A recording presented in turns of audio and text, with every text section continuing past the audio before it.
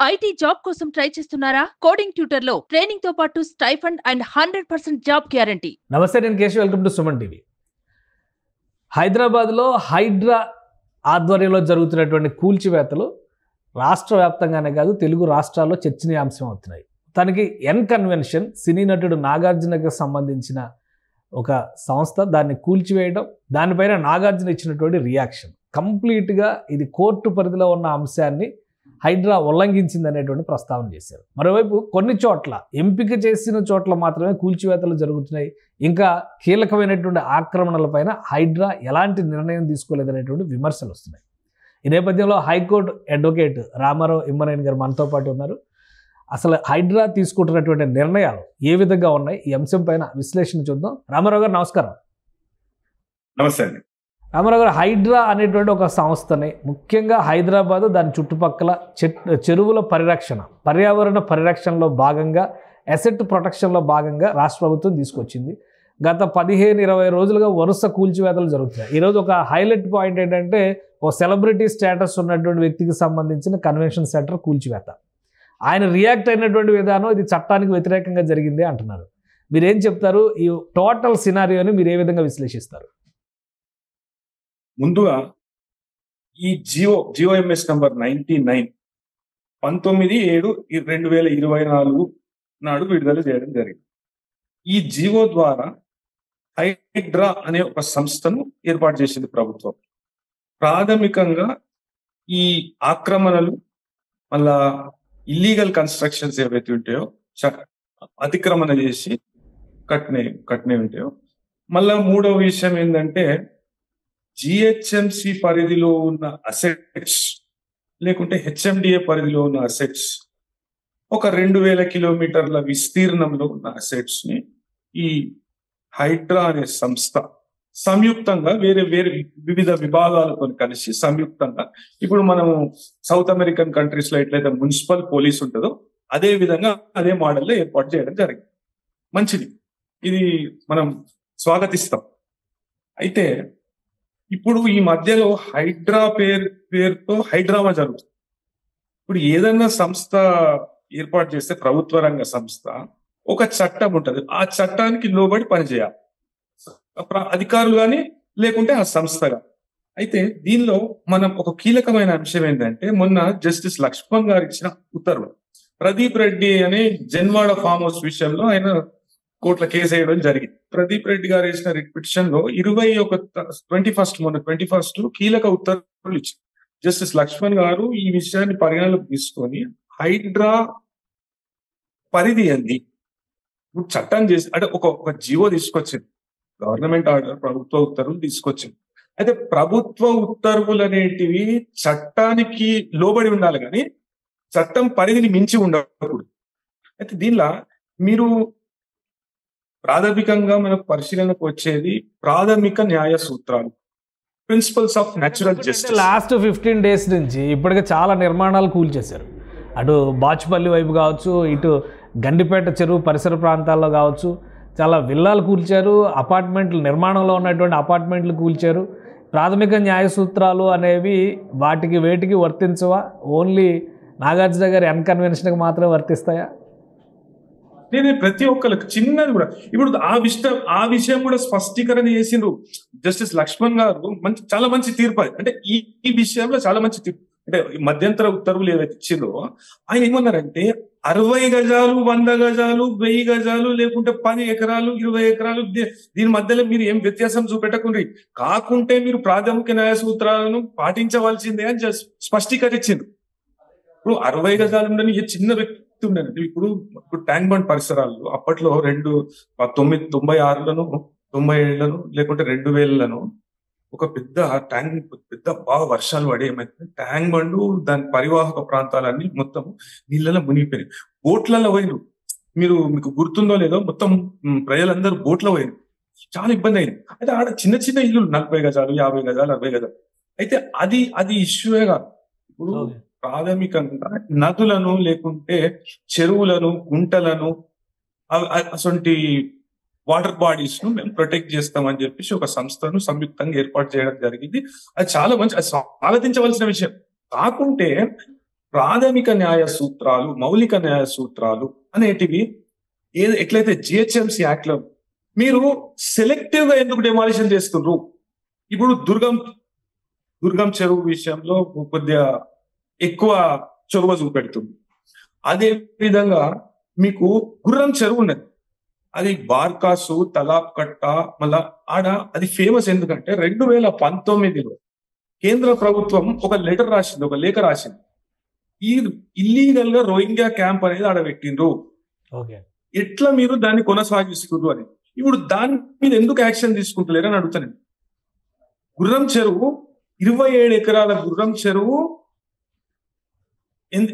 ఎంత కుంచుకపోయిందంటే అప్పట్లో 2019లో సరవత్ గారు, లుబ్నా సరవత్ గారు అని సోషల్ యాక్టివిస్టు, ఆమె లోకాయుక్తలో కూడా కేసు వేయడం జరిగింది ఆ విషయంలో. అట్లనే గుర్రం చెరువు ఉన్నది, మన మక్తా చెరువు ఉన్నది, మక్తా కుంట అంటారు, మక్తా కుంట ఉన్నది. అదైతే 38 ఎకరాలు అండి. 38 ఎకరాలు 7 నుండి 8 ఎకరాలు కుంచుకపోయింది. నిజాంపేట్ చెరువు ఉన్నది, కాప్రా చెరువు ఉన్నది. అట్లాంటి విషయాలు ఇప్పుడు మంచిదే. క్లియర్ గా వచ్చిన కంప్లైంట్స్ ఆధారంగా ఇప్పుడు జనం కోసం అనేటువంటి ఒక స్వచ్ఛంద సంస్థ దీనిపైన దాదాపు 10 ఏళ్లుగా పోరాటం చేస్తున్నాం అని చెప్తుంది. 2014-15లోనే లోక్ అదాలత్లో ఫిర్యాదు చేశాం.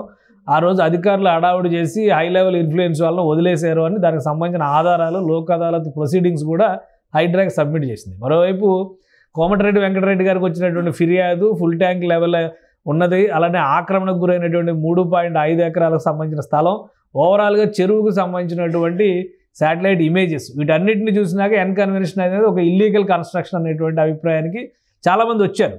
బట్ లీగల్గా దీనిపై స్టే ఆర్డర్ ఉంది అని నాగార్జున గారు చెప్తున్నారు. సో ఇప్పుడు జరిగినటువంటి కూల్చివేత లీగల్గా కొత్త కాంప్లికేషన్స్ని హైడ్రాకి తీసుకొచ్చే అవకాశం ఉందా? ఇప్పుడు హైడ్రాకి నేను చెప్పాలంటే మొన్న జరిగిన కేసులో ఒక ప్రత్యేక న్యాయవాది కూడా లేడు. హైడ్రా అనేది మొన్ననే పెట్టిన సంస్థ. ఇప్పుడు ప్రాథమిక న్యాయ సూత్రాలను పాటించకపోతే 100% అధికారులకు కానీ లేకుంటే ప్రభుత్వానికి కానీ కోర్టులో ఫేస్ చేయడం అయితే తప్పదు. సాక్ష్యాధారాలు ఉండవచ్చు, ఆక్రమణ జరిగి ఉండవచ్చు, కాకుంటే ఈ ప్రాథమిక న్యాయ సూత్రాలన్నింటినీ పాటించాలి. మీరు ఒక నోటీస్ ఇవ్వాలి. ఇప్పుడు కొన్ని విషయాలలో హైడ్రా అనే సంస్థ ఏం చెప్తుందంటే అప్పట్లో ఆర్డర్లు ఉన్నా కానీ మా సంస్థకు అవి పనియవు, ఎందుకంటే ఇప్పుడు అట్లా రెట్రోస్పెక్టివ్ ఆపరేషన్ ఎట్లుంటుంది చెప్పండి. ఇప్పుడు ఒక సంస్థను ఏర్పాటు చేశారు, ఏర్పాటు చేసినాక గతంలో రెవెన్యూ డిపార్ట్మెంట్ మీద ఇంకొకటి శాఖాపరమైన కోఆర్డినేషన్, ముఖ్యంగా లక్ష్మణ్ గారు ప్రస్తావించిన విషయం ఏంటంటే శాఖాపరంగా ఒక శాఖ ఇప్పుడు పంచాయత్ పర్మిషన్ ఇచ్చింది అనుకోండి, హైడ్రా అనే సంస్థ పంచాయత్ అనేది రాజ్యాంగబద్ధంగా ఏర్పాటు చేయబడ్డ ఒక ఇన్స్టిట్యూషన్, పంచాయతీరాజ్ వ్యవస్థ. అయితే పంచాయతీకి ఏడు వరకు పర్మిషన్ అధికారం ఉంటుందంటే G+1 ఇచ్చే అధికారం ఉంటుంది. వాస్తవానికి కొన్ని ఫామ్ హౌస్లు ఇప్పుడు జన్వాడ విషయానికి వస్తే G+1 ఉన్నది ఆ ఫామ్ హౌస్. అయితే ఆ జన్వాడలో ఉన్న ఫామ్ హౌస్ విషయంలో కోర్టుకు పోతే కోర్టు ఏం చెప్పిందంటే మీరు వాళ్ళ దగ్గర ఉన్న టైటిల్ డాక్యుమెంట్స్ ముందుగా పరిశీలించండి. నేను కొన్ని అంటే నాకు వ్యక్తిగతంగా నేను ఇంతకు ముందు డీల్ చేసిన కేసుల విషయం చెప్తున్నా.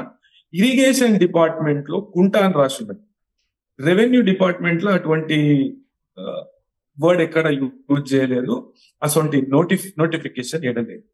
అయితే రెవెన్యూ వాళ్ళు తర్వాత హెచ్ఎండిఏ వాళ్ళు పర్మిషన్లు ఇచ్చినాక ఇరిగేషన్ డిపార్ట్మెంట్ వాళ్ళు వచ్చి వీళ్ళని ఇబ్బంది పెట్టే తరుణంలో మళ్ళీ అదే తహసీల్దార్ అదే ఎంఆర్ఓ వచ్చి వీళ్ళకి నోటీసులు ఇస్తారు. కోర్టును మేము కోర్టును ఆశ్రయిస్తే కోర్టు ఏం చెప్పిందంటే మీకు శాఖాపరమైన సంఘీభావం లేకపోతే కోఆర్డినేషన్ అనేది లేదు. ఒక అథారిటీ పర్మిషన్ ఇస్తుంది, ఇంకొక అథారిటీ ఈ విషయాలన్నీ పరిగణలోకి తీసుకొని హైడ్రా చట్టం అనేది మరింత పటిష్టంగా చేయాలి. ఒక చట్టం చేసేసినాం, ఇలా ఓవర్ నైట్ మనం యాక్షన్ తీసుకుందాము, ఎటువంటి జిహెచ్ఎంసీలో ఉన్న ప్రొవిజన్స్ పాటించకుండా. ఇప్పుడు జిహెచ్ఎంసీలో 452 ఆఫ్ జిహెచ్ఎంసీ యాక్ట్ ఉంది. ఇప్పుడు హైడ్రా అనే సంస్థ దీనికి లోబడే పనిచేయాలి, లేకపోతే రెవెన్యూ చట్టాలకు లోబడే పనిచేయాలి. నేను స్వయం ప్రతిపత్తి కలిగిన సంస్థను అని అననికి లేదు. ఎందుకంటే ఆ చట్టంలో అంతర్భాగంగా ఆ చట్టంలో ఉన్న విధులను నిర్వర్తించనీకనే ఒక సంస్థను, ప్రత్యేక సంస్థను ఏర్పాటు చేసింది. అది మర్చిపోవద్దు అంటున్నా నేను. మీరు ఇప్పుడు ఒక ప్రొసీజర్ అయితే ఫాలో అయి ఉండొచ్చు, హైడ్రా తనదైన శైలిలో ఒక ప్రొసీజర్ ఫాలో అయి ఉండొచ్చు. నాగార్జున గారు చేసిన క్లెయిమ్ ఇంకో వైపు నుంచి దానికి డిఫరెంట్ ఆపోజిట్ డైరెక్షన్లో అది కనిపిస్తున్నటువంటి పరిస్థితి. నెక్స్ట్ ఏం జరుగుతుంది? ఆల్రెడీ కూల్చివేత అనేది కంప్లీట్ అయిపోయింది కదా, దీని ప్రభావం ఎలా ఉంటుంది? నేను నాగార్జున గారి విషయం ఒకటే కాదు, ఇప్పుడు జస్టిస్ లక్ష్మణ్ గారు ఆర్డర్స్ లో ఏం చెప్పిండ్రు అనేది ఒక విశ్లేషణ చేస్తున్నాను. ఇప్పుడు ముందుగా వాళ్ళ టైటిల్ డాక్యుమెంట్స్ అప్పట్లో రిజిస్ట్రేషన్ అప్పట్లో ఉన్న ప్రభుత్వమే చేసింది కదా. రిజిస్ట్రేషన్ చేసినప్పుడు ఇంకా కొన్ని సందర్భాలలో అప్పట్లో ఫుల్ ట్యాంక్ లెవెల్ అని గుర్తించినది ఇప్పట్లో ఫుల్ ట్యాంక్ లెవెల్ కాకపోవచ్చు. అంటే ఇట్లా సిటీ ఎక్స్టెండ్ అవుతుందో ఆ విషయాలన్నీ మీరు పరిగణలోకి తీసుకోండి అన్నది కోర్టు. మీరు అక్రమ నిర్మాణాలని కూల్చొద్దు, అక్రమ నిర్మాణాల జోలికి పోవద్దని కోర్టు అనలేదు. నేను కోర్టు ఉత్తర్వులకు లోబడే మీరు పనిచేయండి అనేది కోర్టు చెప్పిన విషయం. అది చట్టం ఏం చెప్తుంది? 452 ఉన్నది. 452లో ముందుగా ఒక ప్రొవిజనల్ నోటీస్ అనేది ఇవ్వాలి. ప్రొవిజనల్ నోటీస్ ఇచ్చి ఆ నోటీస్ కి ఎక్స్ప్లెనేషన్ అడగాలి. మీరు ఇట్లా చట్టవిరుద్ధంగా లేకుంటే ఆక్రమణ చేసి లేకుంటే ఎటువంటి అనుమతి పొందకుండా మీరు ఒక నిర్మాణం చేస్తున్నారు, ఆ నిర్మాణాన్ని మేము ఎందుకు కూల్చివేయద్దు, లేకుంటే మీరే కూల్చివేయండి అనే విషయాన్ని ఆ అక్రమ నిర్మాణం చేస్తున్న వ్యక్తి, ఆరోపణలు చేయబడ్డ వ్యక్తి అతనికి నోటీస్ ఉన్నటువంటి వెసులుబాటుల్ని లొసుగుల్ని ఉపయోగించుకుని ఇలా బాగా హైలీ ఇన్ఫ్లుయెన్స్ ఉన్నటువంటి వాళ్ళు చేస్తున్నటువంటి వాటి వల్లనే పర్యావరణం పూర్తిగా సర్వనాశనం అవుతుంది, దాని ప్రభావం మొత్తం మానవాళి మీద పడుతుంది అనేటువంటి విమర్శ స్వచ్ఛంద సంస్థలు చాలా స్పష్టంగా చేస్తున్నాయి. ముఖ్యంగా ఎన్కన్వెన్షన్ విషయంలో ఒక ఆందోళన రూపంలో చాలామంది వెళ్ళి అక్కడికి వెళ్ళి పరిశీలించిన సందర్భాలు కూడా ఉన్నాయి. 10 ఏళ్ల నుంచి పరిష్కారం కానిటువంటి సమస్య హైడ్రా ఒక పరిష్కారాన్ని తీసుకొచ్చింది అనేటువంటి అభిప్రాయం జనంలో కనిపిస్తుంది. ఎందుకంటే సోషల్ మీడియాలో వస్తున్నటువంటి కామెంట్స్ కావచ్చు, ఇవన్నీ కేవలం తన ఇమేజ్ని కాపాడుకోవడం కోసం నాగార్జున గారు ఒక స్టేట్మెంట్ ఇచ్చారు. చట్ట ప్రక్రియ పరిధిలో ఉన్నటువంటి అంశాన్ని వీళ్ళు దుడుకుగా వ్యవహరించారు, మేమేం ఆక్రమణదారులం కాదు అని వాళ్ళ సచ్చీలతను చెప్పుకునే ప్రయత్నంలో బాగా ఇచ్చిన స్టేట్మెంట్ మాత్రమే ఇది అనే అభిప్రాయం సోషల్ మీడియాలో వస్తుంది. ఏమంటారు మీరు? జిహెచ్ఎంసి చట్టానికి హైడ్రా అతీతమా, లేకుంటే రెవెన్యూ చట్టాలకు ఈ హైడ్రా అనే సంస్థ అతీతమా? ఈ విషయం ముందుగా మనం మాట్లాడుతాం. ఇప్పుడు అక్రమ నిర్మాణాలను కూల్చొద్దు అని ఏడ కూడా చెప్పలేదు. అయితే ఇప్పుడు 10 సంవత్సరాల నుండి కోట్ల నానుతున్న విషయము, లేకుంటే వేరే జరుగుతున్న విషయము, ఎంతో మంది పెద్ద పెద్ద సెలబ్రిటీస్ కూడా దాంట్లో పెళ్లిళ్ళు చేసుకున్నారు, ఎన్నో ఫంక్షన్లు చేసుకున్నారు, ఆ విషయం తెలిసిందే. అప్పట్లో దాంట్లో లోకాయుక్త కూడా తీసుకుపోవడం జరిగింది. నేను ఇదే సరావత్ గారు ఈ ఒక్క విషయం కాదు, గుడ్నా సరావత్ గారు ఎన్నో లేక్స్ ఇంక్లూడింగ్ మూసి ఇవి ఆక్రమణలకు గురవుతున్నాయి, కంటామినేషన్ అవుతుంది, మేజర్ ప్రాబ్లం. ఇప్పుడు దుర్గం చెరువులో చేపలు మొత్తం చచ్చిపోయి తేలుతుంటే మన ఉన్నత న్యాయస్థానం దాన్ని సూమోటో పబ్లిక్ ఇంట్రెస్ట్ లిటిగేషన్ గా తీసుకున్నది, అందరికి ఆదేశాలు ఇచ్చింది. అయితే కోర్ట్స్ ఏమి నిర్లక్ష్య ధోరణి లేకుంటే స్టేలు ఇవ్వడం, మీరు ఎందుకు ఇంత అత్యుత్సాహం ప్రదర్శిస్తుండ్రు? ఇప్పుడు నాగార్జున గారి విషయంలో కాదు, కన్సిడర్ చేసే అవకాశం ఉంటుందా కోర్టు? అది ఆ కూల్చివేత సహజ న్యాయ సూత్రాలకు విరుద్ధంగా ఉందంటే 100% కోర్టు దీన్ని పరిగణలోకి తీసుకునే అవకాశం ఉంటుంది. అయితే ఇప్పుడు ఒక సెలబ్రిటీది కూల్చినప్పుడే ఈ విషయాలన్నీ చర్చకు వస్తాయి. అయితే ఈ విషయాలు ఇంతకు ముందు నేను మొదటిసారిగా మానవ హక్కుల కమిషన్ ని ఆశ్రయించిన గతంలో 2020లో బాగా వర్షాలు పడి సికింద్రాబాద్ లో మా ఇంటికాడ ఒక నాలలో ఒక పిల్ల మునిగిపోతే మానవ హక్కుల కమిషన్ ఆశ్రయించడం జరిగింది. మానవ హక్కుల కమిషన్ ఆదేశాల మేరకు వీళ్ళకి కాంపెన్సేషన్ ఇవ్వడం జరిగింది. అది మొత్తం సిట్టింగ్ అంతా చేయించారు. అంటే మనం మాన్సూన్ వచ్చినప్పుడే రెస్పాండ్ అవుతున్నాం. ఒకటి ప్రభుత్వం కూడా మాన్సూన్ ఇప్పుడు ఇది ఓవర్ రియాక్షన్ ఉండాలి, స్పందన ఉండాలి, కానీ ఓవర్ రియాక్షన్ చట్టాలకు అతీతంగా ప్రవర్తించద్దనేది నేను రైట్. థ్యాంక్ యూ రామారావు గారు, మీ అభిప్రాయం తెలియజేసినందుకు.